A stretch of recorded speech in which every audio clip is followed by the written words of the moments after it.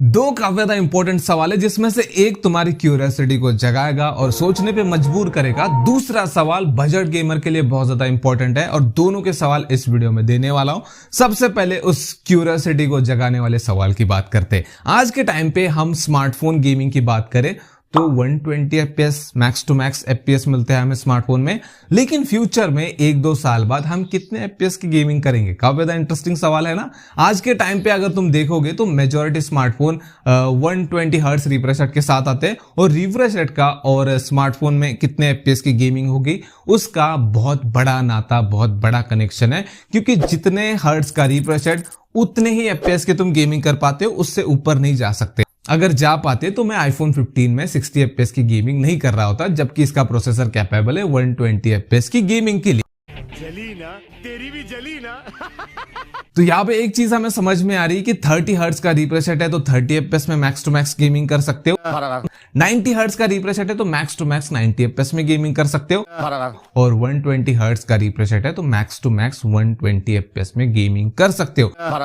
और यही तक FPS कैप है, इसके ऊपर रिफ्रेश रेट वाले फोन आते हैं मार्केट में, लेकिन 120 FPS में ही तुम अभी के टाइम पे गेमिंग कर सकते हो। लेकिन फ्यूचर में जो गेम डेवलपर्स है वो और भी FPS में गेमिंग का ऑप्शन लेकर आएंगे, लेकिन वो कितने FPS का लेकर आएंगे उसको समझने के लिए हमें ये देखना होगा कि अभी के टाइम पे मार्केट में कितने हर्ट्ज के रिफ्रेश रेट वाले फोन अवेलेबल है और आगे जाकर कितने हर्ट्ज के रिफ्रेश रेट वाले ऑप्शन आ सकते हैं। उससे हमें पता चलेगा कि कितने FPS की गेमिंग हम कर पाएंगे। तो अगर हम 120 हर्ट्ज रिफ्रेश रेट के ऊपर जाते हैं तो हमें मार्केट में 144 हर्ट्ज रिफ्रेश रेट वाले फोन भी मिलते हैं। Asus ROG 9 तो 185 हर्ट्ज के साथ आता है और ऐसे भी स्पेकुलेशन है कि हमें 240 हर्ट्ज रिफ्रेश रेट वाला भी फोन देखने को मिलेगा और ऐसा भी कहा जा रहा है कि 160 हर्ट्ज वाला भी देखने को मिल सकता है।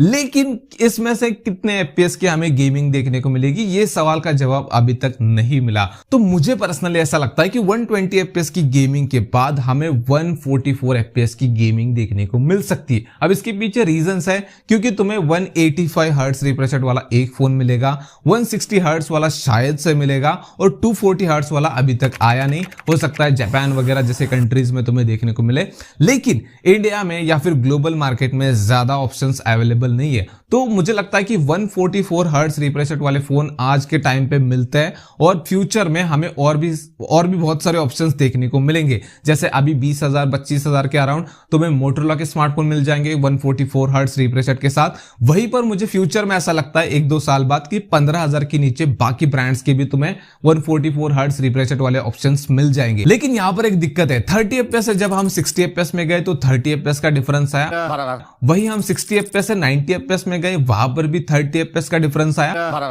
और जब 90 FPS से 120 FPS में गए वहां पर भी 30 FPS का डिफरेंस आया। लेकिन जब हम 120 FPS से 144 FPS में जाएंगे तो वहां पर सिर्फ 24 FPS का डिफरेंस आएगा। तो क्या इसका मतलब हमें 150 FPS की गेमिंग मिलेगी? हाँ, मिल सकती है, लेकिन उसके लिए मिनिमम 150 हर्ट्ज का रिफ्रेश रेट होना चाहिए और ये एक ऑड नंबर लगता है मेरे हिसाब से। अगर 150 FPS की गेमिंग आएगी तो उस हिसाब से 180 हर्ट्ज या फिर 175 हर्ट्ज या फिर 160 हर्ट्ज का डिस्प्ले हमें देखने को मिल सकता है। अभी देखो रिफ्रेश रेट के लिए बहुत सारे ऑप्शंस खुले हुए हैं, 144 हर्ट्ज है, 160 हर्ट्ज है, 185 हर्ट्ज है, 240 हर्ट्ज है। लेकिन मेरे हिसाब से 144 हर्ट्ज एक इजी एडेप्टेशन हो सकता है, क्योंकि अभी वो मार्केट में अवेलेबल है और जिसके ऊपर ब्रांड्स गिमिक करेंगे। 15,000 के नीचे देखो पहला फोन 144 हर्ट्ज रिफ्रेश रेट के साथ, 20,000 के नीचे 144 हर्ट्ज विद OLED डिस्प्ले और ये तगड़ा प्रोसेसर जिसमें तुम तगड़ी गेमिंग कर सकते हो। ये वाला सीन अभी होना बाकी है। तो मुझे लगता है कि 120 FPS के बाद 144 FPS की गेमिंग आ सकती है, या फिर 150 FPS की भी आ सकती है, या फिर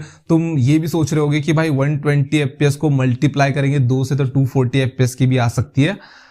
तो देखो वहां पर दिक्कत आ जाएगी, बैटरी बहुत कंज्यूम होगी और फोन ओवरहीट करना शुरू हो जाएगा। तो आज के टाइम पे भले सिलिकॉन कार्बन बैटरीज आ रही है, लेकिन उसके बावजूद भी हमें ऐसा लगेगा कि हमारे फोन में 4,500-5,000 mAh की बैटरी है। तो उस हिसाब से देखा जाए तो 144 FPS एक बेस्ट सोल्यूशन लगता है ज्यादा FPS के लिए, या फिर 150 FPS भी एक अच्छा ऑप्शन हो सकता है, लेकिन जिसके लिए ब्रांड्स को 150+ हर्ट्ज का रिफ्रेश रेट देना पड़ेगा। काफी लंबा जवाब हो गया इसका, लेकिन तुम अपनी तरफ से कुछ ऐड करना चाहो तो कमेंट में ऐड कर सकते सकते हो, क्योंकि अभी भी इसका प्रॉपर सोल्यूशन हम नहीं ढूंढ पाए। दूसरे सवाल की बात करते हैं, जो कि है स्नैपड्रैगन 6 Gen 4 को लेकर। काफी अच्छा परफॉर्म कर रहा है प्रोसेसर और लोगों को ऐसा लग रहा है कि 7300 से क्या ये बेस्ट है, उसको कंसिडर करना चाहिए। तो 7300 इकलौता प्रोसेसर है अभी भी 15,000 के नीचे जो तुम्हें 120 FPS की गेमिंग दे रहा है, और 6 Gen 4 के साथ तुम्हें अभी 15,000 के नीचे कोई फोन नहीं मिलता। उसके ऊपर 2-3 हजार खर्च करने पड़ते हैं, मतलब 20,000 के अंडर कह सकते हो तुम उसको, लेकिन वो 90 FPS का ऑप्शन दे रहा है। उसके साथ दूसरा एडवांटेज ये है कि वो स्नैपड्रैगन का है, तो काफी सारे लोग ट्रस्ट करते हैं लॉन्ग टर्म के लिए। हाँ, 7300 भी अच्छा हो सकता है, लेकिन लोगों की मेंटालिटी वैसी बन चुकी है मीडियाटेक को लेकर। तो अगर तुम्हें 120 FPS की गेमिंग चाहिए तो तुम स्टिल 7300 को कंसिडर कर सकते हो, लेकिन तुम्हें 90 FPS की गेमिंग इनफ है और तुम्हें स्नैपड्रैगन का प्रोसेसर चाहिए तो 6 Gen 4 एक बेटर ऑप्शन है, लेकिन वो 7300 को पूरी तरह से बीट करता है ऐसा तो मैं नहीं कहूंगा। और अभी वो 15,000 के नीचे वाले फोन में भी नहीं आया। जब 15,000 के नीचे आ जाएगा ना, तब कह सकते हैं कि भाई हाँ, दोनों तगड़े कॉम्पिटिटर है एक दूसरे के और दोनों काफी बढ़िया है। तो आने दो उसको 15,000 के नीचे वाले फोन में पहले, हो सकता है मीडियाटेक तब तक एक और अपना धुरंधर लॉन्च कर दे। बाकी अगर वीडियो पसंद है तो वीडियो को लाइक कर देना, चैनल को सब्सक्राइब कर देना। मिलते हैं नेक्स्ट वाले वीडियो में।